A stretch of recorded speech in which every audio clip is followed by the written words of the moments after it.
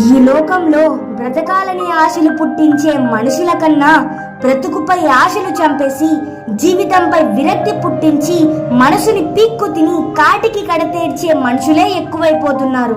సింహం వేటకు ముందు మాత్రమే గర్జిస్తుంది, వేటాడిన తరువాత కాదు.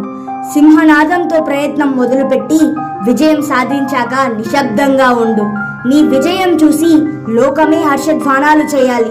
జీవితంలో ప్రతి సమస్యకి 3 పరిష్కారాలుంటాయి.